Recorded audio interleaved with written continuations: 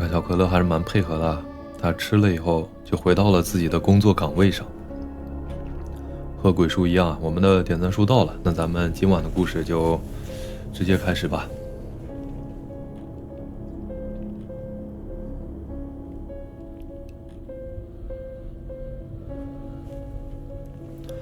好的，那我们还是一个照例的开头啊。大家好，我是鬼叔，又到了睡前故事环节。害怕的小伙伴弹幕里扣个1，不害怕的扣一下眼珠子。怪谈协会收录粉丝投稿的毛骨悚然的恐怖经历，以下都以第一人称讲述，切记千万不要夜里一个人看。小可乐在干嘛？他在舔毛是吧？然后弹幕里我看到有说加了鬼叔这个绿泡泡账号的，你加鬼叔的时候要备注一下投稿啊，因为备注不加投稿的话，我不知道大家的来意，这样的添加好友的方式的话，我一般是不会通过的。对，所以大家如果是投稿的话，备注一下，我会给通过的。好嘞，那咱们今晚的故事啊，正式开始。楼主说呢，我的家乡是一个美丽的滨海小镇，大名碣石卫，在明清两代啊是重点的海防重镇。改革开放以后改名为碣石镇，镇里保留了许多古老的风俗以及封建的传统。我们那儿名副其实呢，3步一间神庙，无论是红白喜事、大事小事，都要经过先生的推算才可行事的。先给大家呢发点本人从小到大由碣石本地老一辈的人讲述的，本人亲自整理。当然啊，会有许多人呢质疑它的真实性，可此等事儿信则有，不信则无，所以我们只能说信不信啊，这就由你了。那么今晚的第一个故事，渔夫。在50、60年代的时候啊，有个住在颣南的渔夫，为了生计呢，天还没亮就要骑着单车去碣石内的市场去卖鱼。有一天啊，渔夫还是跟平常一样，他骑着单车往碣石内的方向出发。那会儿是4点多钟的时候吧，天呢还没完全亮。颣南的人们进去碣石呢，需要经过名叫11孔桥的地方。当渔夫骑着单车离桥越来越近的时候，诡异的事情发生了。渔夫感觉自己的单车后座上不知不觉地加重了些。渔夫觉得很奇怪啊，于是他呢就想回头去看一看。就在侧脸回头的瞬间，看到了月光照射的倒影。他看见了他的后座有一个类似人的影子，而且明显是个女人。渔夫呢忙把脸转回来，冷汗直冒。他很清楚啊，这是怎么一回事儿。相传11孔桥有许多看不开的人们从这里跳桥自我了断了。渔夫呢只能闭着眼狂踩着他的单车一路的狂奔。说也奇怪，就在离开了桥的一端时，后座的重量逐渐消失了。渔夫斗胆呢在侧脸看看月光照射的倒影，发现那个影子也消失了。渔夫呢感到莫名其妙，是自己看花眼了吗？还是说……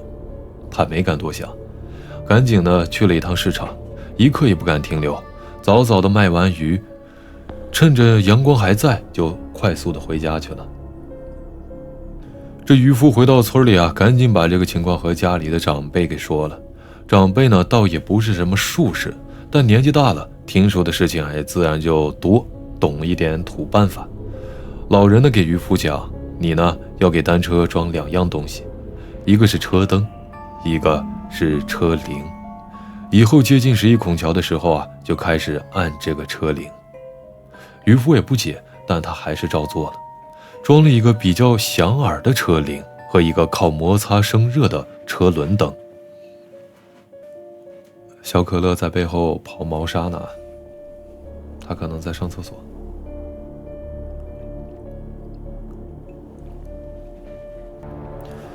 这到了第2天，渔夫跟平常一样，他又骑着单车向着鱼市出发了。他记着老人的话，算计着这个路程。快到十一孔桥的时候，他一直不停地按着车铃，踩单车的双脚呢也用力了些，速度也快了些。速度越快，这车灯就越亮。说来也奇怪，这回呢，他顺利地度过了十一孔桥，除了阴风阵阵，再也感觉不到什么了。渔夫呢，这才放下了悬着的心。自此，这些所谓辟邪打招呼的方法也被广泛地应用了起来。不光是因为怕撞到不干净的东西，更是让人们放下心理作用的一个办法吧。好的，咱们的第一个故事啊，渔夫就给大家讲完了，是比较短篇的一个故事啊。那咱们继续第二个故事啊，因为今天呢，我们前面还调了一下音，花费了一些时间，所以我们今天要讲的快一点。那我们今晚系列故事潮汕地区的第二个故事啊，叫做二中坡。坡呢是坡道的坡。话说呢，有一个在深圳湖北路贩卖烟酒生意的老板，他的回忆，在他年轻的时候啊，忘了是1990几年，那是他去和朋友喜酒的晚上，晚呢也倒不晚，就是人逢喜事啊，精神爽，他多喝了几杯，带着微醺的醉意，骑着单车就回家了。这几个故事啊，都是骑着单车啊，年代比较久远。他踉踉跄跄地来到了二中路下坡路段，他呢也不用那么费劲儿了，自行车顺着坡慢慢的就滑溜了下去。就在他享受着这份凉风醉意的时候，眼前呢出现了2个人。他定了定神，看了一眼，好像是一男一女在跳舞，心想啊，这奇了怪了，大晚上的跑到这个坡来跳舞。但呢酒意又突然的被惊醒，难道是自己撞见了不干净的东西？就在他还在思绪混乱的时候，车子下滑的速度也在加快，眼看着呢就要撞到跳舞的那一男一女了。而这回老板彻底的看清了，这是穿着民国时期衣服的男女，脸色苍白，没有血色，舞蹈也非常的僵硬。老板心想着完了，但刹车回头啊已经是来不及了，就闭着眼睛猛踩着自行车，任凭自行车呢往男女的身上撞了过去，而瞬间男女就都消失了。老板呢也不知道踩到了哪儿，他半睁开眼的时候就差点撞到了电线杆上。他赶紧的按了刹车，同时也大力的调转车头，这才没有撞上去。而男子只好呼了一口气，斗胆回过头来看着下坡的地方，就只剩下了一片寂静。好了，我们第二个故事讲完了。他的故事呢，就是说在这个坡道上面啊，有一个撞鬼的经历啊，因为他开到这个身着民国服饰的男女身边的时候，这2个人就像空气一样，莫名其妙的就消失了。小可乐是什么意思？回到这里，乐乐，快回到这里，他还想看你，快点值班啊！来，小可乐，回去站岗，快点，快点，快点，快点！算了，他就这里呢，就一直摸着头好了。行，那咱们继续第3个故事啊，这个故事比较短篇。那么我们今晚的第3个故事啊，关于观音岭。岭啊是山岭的岭。话说30年代初啊，有个姓林的小伙子，他要从碣石出发到陆丰赶早市去卖米。为了节省时间啊，他选择了观音岭这条捷径。摸着黑，他用扁担挑着前晚准备好的2大箩筐的米，顺着观音岭的方向缓缓地出发了。当时的夜色还没有完全的褪去，阵阵的冷风伴随着打雷般的海浪声，观音岭已经到了。小伙子呢也放下了担子，在一棵树下的一块小石头上小歇一会儿，喝了口水。大概是歇息了5分钟，这小伙子啊又挑起了担来准备继续的赶路。突然间，他听见了一阵诡异的笑声，那是很轻盈的年轻女子的笑声。小伙子一下子好像明白了些什么，他倒吸了一口凉气。可毕竟是一个心思胆大的年轻小伙，他壮着胆，挑着担，头也不回地前进。但这事儿还不算完，笑声倒是没有了，却传来了几句很重、很妖艳的话。这话说的是：哥，你回头看看我吧，你回头看看我吧，我可漂亮了，你回头看看我吧。这小伙子啊，心跳得飞快，口水不停地吞咽，脸色可是白得跟纸一样了。他没有说话，用余光瞄了一下。他这不瞄还好，一瞄腿都软了。一个穿着红色衣服的女子，这笑着梳着头。恐怖的是，她的头是拿在手上梳的。这小伙子这扁担一丢，嚎叫着就跑开了，留下了身后那句重复的话：哥哥，你快回头。这个故事啊，就给大家讲完了。我觉得这个故事呢，很像是我们在小时候听来的长辈们以长辈口吻给我们讲的鬼故事啊，而且很有这个年代的特色。比如说他故事当中出现的扁担呀等等这些器物的话，鬼叔在近8年的投稿当中是见不到的。这些故事呢，只有是在20年前吧，15到20年前的天涯论坛，这些更老一辈的网友们，就是60、70、80这些辈的网友们，他们的在论坛时代的投稿当中才能看到这些字眼。弹幕里还说，从小就看着鬼书，从4年级看到了高3，现在这个不知不觉啊，咱们的节目也成了陪伴大家的一个回忆啊，也是一个童年回忆。好的，那咱们继续今晚的故事啊。所以大家听故事的话，如果有一些疑问啊，可以弹幕里发出来问问，咱们就也可以答疑解惑，也聊一聊。但是说就不用太纠结这个，我们可以提出来，但是不要太纠结，就是享受这个听故事的过程就好了。因为确实对照现实的话，他这个楼主啊发帖又有10几20多年的跨度，然后又经历这种的各种的变迁，对吧？他又有一些主观的能动性，又有一些主观色彩在里边，多少的话和咱们想的当下的东西可能会不太一致。行，那咱们继续今晚的第4个故事啊，短篇的故事。这第4个故事啊叫做水池。楼主说啊，是忘记是哪个农村了，有一个天性自大且粗鲁的妇女，她每天干完农活呢，都要去庄稼不远处的一个小水池里洗脚泡水。那是一个天然的水池，不知道哪里冒出来的水，就像一个小游泳池那般，大小呢可以容下2个人。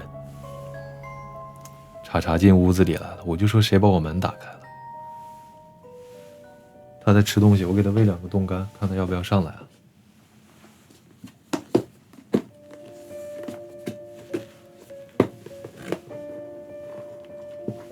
哎，上来了。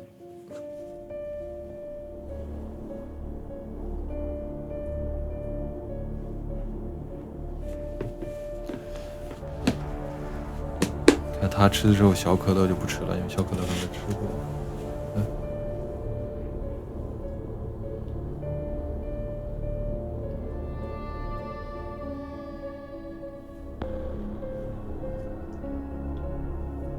小可乐吃过。我们继续啊。有一天呢，这个妇女呢又干了农活，她带着满身的臭汗和泥巴，又往这水池里去了。半路上遇到了2个同乡年纪差不多的邻居，妇女呢想把他们也叫上，可他们不愿，还调侃着妇女，别有一天啊给水鬼拖走了。这妇女呢一脸的不屑，不以为然。话说，妇女来到了水池旁，放下农活的工具，准备下水的时候，却听到了好像是有人窃窃私语的声音。她竖起耳朵，发现声音是从水池底下传来的。妇女呢一下子被这种情况给吸引了，她趴下去仔细的听，到底在说些什么。而那个女的经常来我们这里洗脚，我看她长得不错，找天呢她再来洗脚，我就把她拉下来给我儿子当媳妇。说完以后呢，还有一阵阵诡异的笑声。这妇女这下不信邪也不行了，她当时明白过来，这是两个水鬼的对话。可妇女呢，思绪一转，她不害怕，反而更加的不屑了，心想着，那我一辈子我都不来这里洗脚泡水了，你们可以奈我何？想完呢，就轻蔑地笑着拿着工具回家去了。这一眨眼过了30年，妇女都已为人妻为人母了。有一次呢，她回去娘家，坐着摩托车经过那个水池，她叫停了司机，小心翼翼地向水池走了过去。如今的水池呢，也枯的就只剩下一小滩水了。妇女又再次不屑地笑了，她不改自大的本色，脱了鞋呢，就往这水里头踩了下去，嘴里就说着，如今就剩下一滩死水，看你们怎么拉我。结果脚一碰到水，整个人就被吃了进去。就在这时，传出了阵阵的诡异声音，这声音是说，我等了你30年。好了，咱们第4个故事啊，就给大家讲完了。这个水鬼可真有耐心啊，等了30年是吧？这个也像是一个比较偏民俗化的一个鬼故事啊，是有关于水鬼的。其实水鬼的故事我感觉是南方是不传的比较多呀，因为鬼叔老家是内蒙古的，然后我们那边的话，这个雨水田也比较少，另外这个降水量确实少啊，所以我从小到大在农村里面我也没听过这种水鬼的故事。而且水鬼这个字眼的话，我可能是上了小学上了初中以后才第一次听到这个词，然后再根据这个描述的语境才知道啊，这种传说的精怪是存在于这个水池啊、荷塘啊等等有关于水的环境当中的。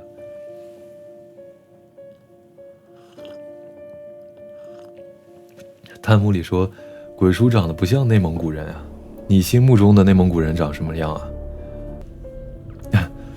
你这个想法5大3粗，这个有点不一定啊。就好比他们觉得山东人就必须得高是吧？但是山东有高的也有矮的，只是说他平均身高，男女的平均身高高于全国的平均水平，对吧？就好比说这个内蒙人能喝酒，我是能喝酒，对吧？这个半斤1斤喝了没问题，但是我身边玩得很好的哥们儿，他们2个就不能喝酒，甚至酒精过敏。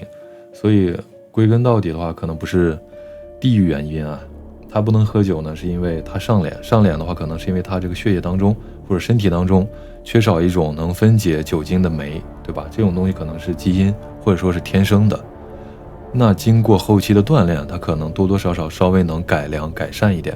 但如果他不锻炼，他不喜欢酒场，对吧？那他可能就一直会过敏，他的酒量就不行。但是我呢，从来不锻炼，但是我喝酒就是能行，就是不醉。而且说遗传的话也正常，因为我家里父辈的话，他们喝酒就都是很猛这样子。但是这种东西和大家说呢，能不喝酒啊，就尽量，成年人了，能不喝酒就尽量不喝酒啊，为自己好，也为家里人好。能拒绝的时候最好是拒绝，这个东西在酒桌上不是逞强，说我比你还能喝或者怎么样，觉得还是珍惜一下自己的身体健康啊，在酒桌上莫装逼。然后弹幕里还问说，鬼叔喜欢喝奶茶吗？我喜欢喝的是那个我们内蒙的咸奶茶，就是带一点点咸味儿，它不是说喝起来就是咸的，而是说稍微带一点点咸味儿。对比于现在市面上的这种的连锁的奶茶店而言，我是更喜欢我们老家的咸奶茶。对，然后我们的咸奶茶的话，在蒙餐厅里或者各种餐厅里的话，它是装在这个咱们以前的暖水壶里的。对，我喜欢喝那样的奶茶，就我们当地传统的奶茶。弹幕里说的这个是本末倒置，是说反了。水猴子呢，可以说是日本的河童和咱们的水猴子差不多，它可能是从我们的原型，在它本地再演化，再怎么给修整修改出来的，但只能说是它跟我们像，因为我们是他们的祖宗，对吧？我们是它的源头，它本身是没有什么这个源头的，源头是在咱们这里。弹幕说能不能美颜拉到最大看看？有点，我自己都很好奇，但是不做这种事儿了，感觉有点。我比较钢铁直男，我不太能受得了那样子。他们说鬼叔啊，我是听着你的鬼故事长大的，不错不错，我很荣幸啊，我们的节目也能成为陪伴一部分小伙伴、一代人、一部分小伙伴长大的这样的记忆啊，我也很荣幸啊。弹幕里说鬼叔啊，我5年级看你视频，被吓哭了1周。我又想你说这个吓哭1周这个事情，我又想起来一个真实发生的事儿啊，是鬼叔的音频平台喜马那边有一个家长评论，这个家长呢可能是一个妈妈，这个妈妈很认真的说话，就没有咱们这种调侃的开玩笑的意思，她很认真严肃的说，她说这个我儿子一直看鬼叔怪谈，我以前还不知道他看的是什么，问他以后他说这个东西很恐怖，直到有一天我儿子尿床了，我一怒之下打了他，然后孩子很委屈的哭了，说这个尿床啊不关他的事儿，都是因为看鬼叔怪谈才尿床的。所以我觉得他这里的潜台词是不是被吓尿，可能是说被看了以后害怕，那么躲被窝里就睡觉，就不敢上厕所，导致他憋尿，晚上呢又不敢上厕所，睡着了可能就开闸放水就尿床了，可能是这么个意思。然后呢这个妈妈呢讲到这里就说，哎，我觉得这孩子肯定是撒谎了，对吧？怎么尿床的还能怪到这个鬼叔的身上？让我去看看鬼叔怪谈，鬼叔讲的是什么？结果这个妈妈在最后说，结果我看完确实这个鬼叔讲的也太可怕了，对吧？我突然就是共情理解了孩子，他就在里边给打了特别长的一串字的这个评论，我可以回头找一下这个评论截一下图，因为我以前还截图了，我觉得这个很有意思，而且他那个账号一看就是小朋友的账号，但是呢可能是妈妈拿来很认真的书写了这么一段观后感。弹幕里说那时候早期看鬼叔的节目，一点进片头就已被吓晕，就等于说是开屏雷击是吧？开屏的时候先这个氛围先烘托到位了。还有弹幕说5、6年级那会儿天天在爱奇艺看着鬼叔，现在都大2了。弹幕里说我的安眠曲就是鬼叔的故事。安眠你这个词好像用的不太准确吧，我帮你改一下，你的这个催眠曲对吧？你的催眠曲是鬼叔讲的故事，你讲成安眠曲啊，在咱们这个直播间里啊就有点吓人了，我感觉周围的空气顿时降到了冰点。这第5个故事叫做再婚。大家知道吗？在我们结识啊有这样一个习俗，如果年轻时候男人的原配夫人不幸去世，而男人呢又想再婚娶多一个的话，那就得在原配入墓进棺材的时候从棺材上跳过去，以此呢作为告别的方式。这个故事的主角我们就叫他阿东吧。阿东在30几岁的时候，老婆不幸的早逝，也没为阿东家呢留下一儿半女。阿东的父母虽然也疼惜红颜薄命的媳妇，可人已死，叹息无用，不如为活人啊多做点事儿。于是二老呢心里就盘算着为阿东再谋一任天房。阿东很爱已故的妻子，也不愿意听从父母的指示跨过棺材的事儿，最终呢也不了了之了。几年过去以后啊，阿东也不再年轻，看着两鬓斑白的父母，想想自己仍没有子嗣，确实也很不孝。于是呢决定听从父母的建议，他去相亲去了。很快父母便给阿东找了个还过得去的女人，阿东看着也不错，想着尽快的成婚。阿东的父母呢觉得要迷信一下，就是指调阴，他请原配媳妇上来把情况呢说明一下。可阿东对这事儿非常的不信，一方面也坚信原来的老婆会谅解自己，所以到他们俩结婚呢也没去干这事儿。可结婚以后怪事就发生了，明明阿东和新媳妇儿晚上是一起睡的，可到了半夜媳妇儿呢总是睡在地上去了，这让他们都摸不着脑袋。阿东的父母都说可能是原配不高兴，所以会这样，但阿东呢，就是不这么觉得。可阿东嘴上说不觉得，心里也渐渐的起了疑心。直到有天晚上，新晋媳妇儿呢连续3次醒来都睡在了地上，可她明明就是跟阿东睡在一起的，这让他们都觉得这个事儿得去迷信一下了。第二天，阿东叫上爸妈，带上新媳妇儿，早早的买着祭品到了原配老婆的坟边。拜完香以后，阿东郑重地向原配介绍新来媳妇儿。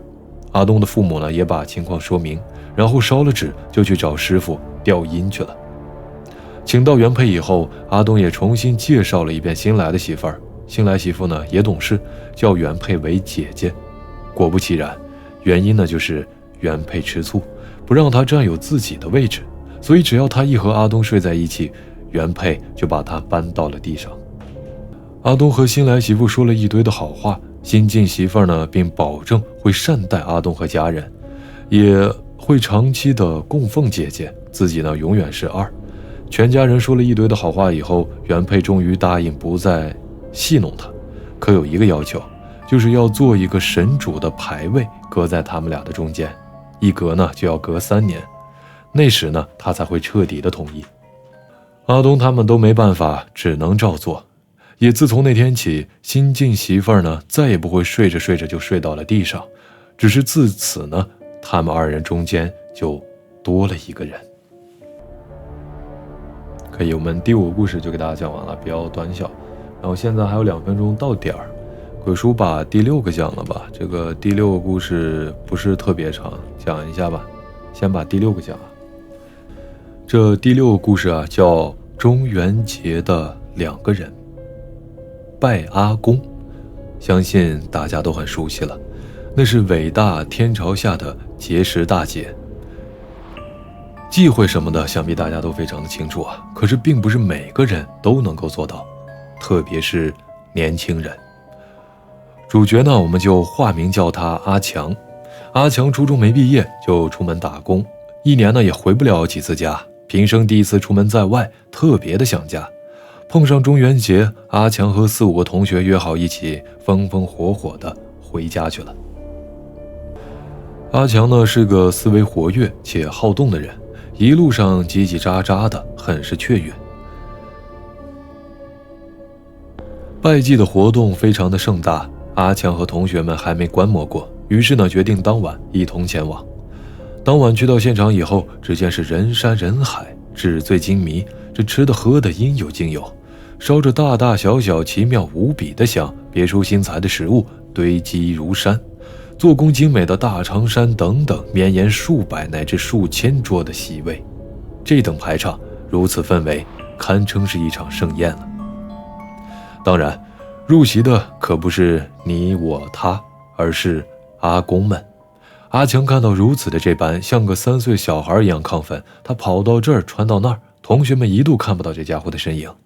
看到摆放精美的堆头，阿强还不忘自拍合影，还假意的品尝2口，表情滑稽地说：“好好吃啊！”这嬉嬉闹闹了1、2个小时，晃晃悠悠就到了9点多，同学们都准备撤了。这时候才发现，阿强却不知道什么时候开始安静了下来，默默地走到了众人的中间。同学们都问阿强怎么了，他只是说没事，玩累了。大家呢也没多加理睬他。等送完2个同学回去以后，阿强突然抓着其中一个高大点的同学，夹带着哭腔说道：“拜托你们一定要送我回家，不然我死定了。”刚才还好好的，你这是干嘛呀？同学问。可阿强只是回答：“无论如何，拜托你们送我回去好不好？”言语间眼泪都快流出来了。同学们呢也只好应允，没有再问。一路上阿强呢畏畏缩缩的，不禁让同学们多了一份神秘感。约莫走了大半个小时左右啊，眼看着阿强家就要到了。就在这时，阿强突然大叫着往家里头飞奔而走，嘴里头也叫着快跑呀！同学们被他突然一叫慌了神，也跟着跑了起来。一阵突然的叫声和持续重踏的脚步声，让本来安静的小巷子变得吵闹起来。就在离家没几步的时候，阿强老爸闻见嘈杂的阿强的老爸听到嘈杂的声响，想开门看看究竟是怎么回事，却看见儿子和同学竟朝自己狂奔而来。此时呢，阿强的老爸拦住了众人，而阿强一直狂叫着：“快让我回家，快让我回家，我会死的！”此刻同学们都愣着看着阿强，安静的巷子里只有阿强失魂落魄的叫声。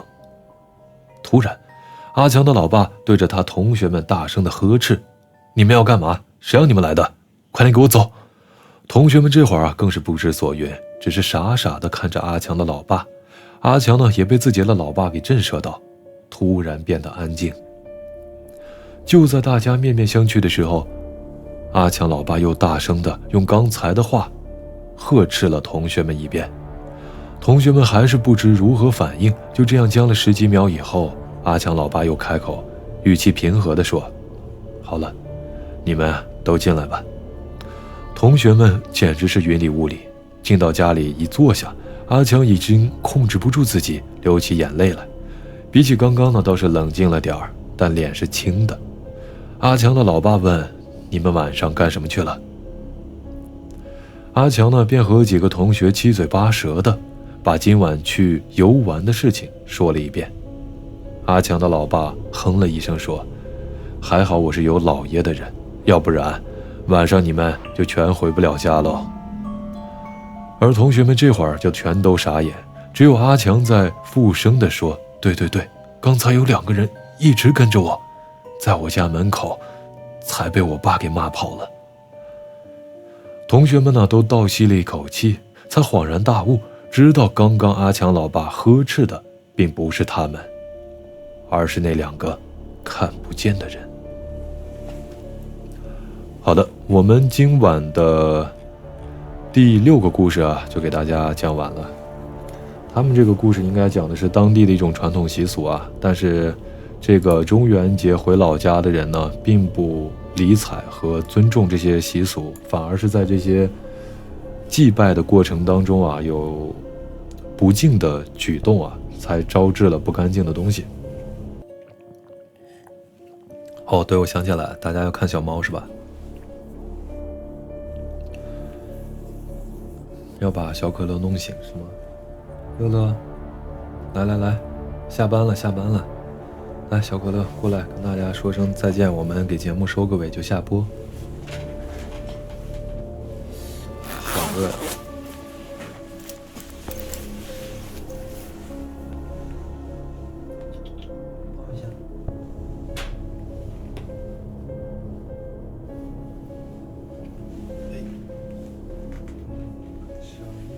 小乐乐，来给大家看一下小可乐。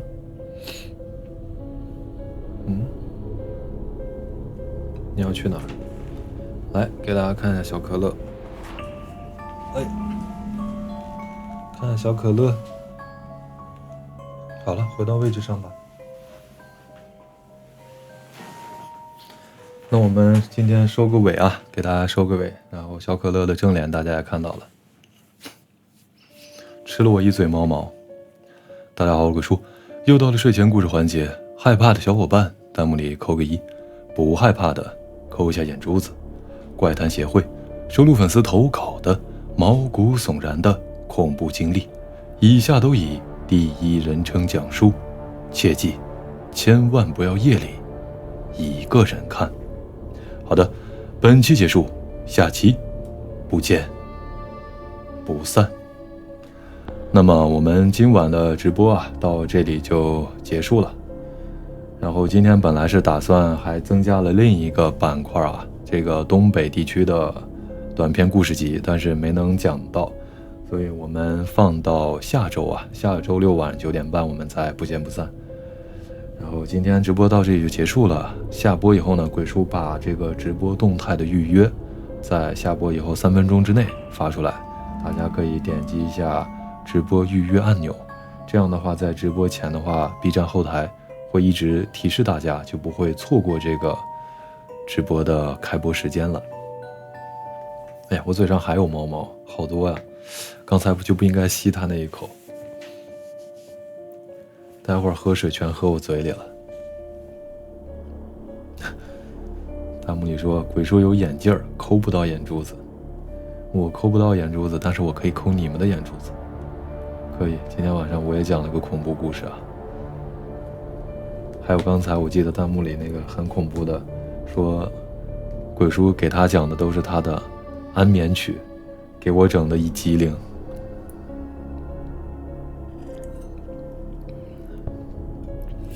好的，那咱们今天啊到这里就结束了，各位早点休息啊。这个画画的小伙伴，写作业的小伙伴，这个脚脚已经放在被窝里的睡觉的小伙伴，加班的对吧？各种大家该干嘛干嘛了。然后今天周六了，大家也早点休息啊，别熬夜。好的，晚安各位，拜拜。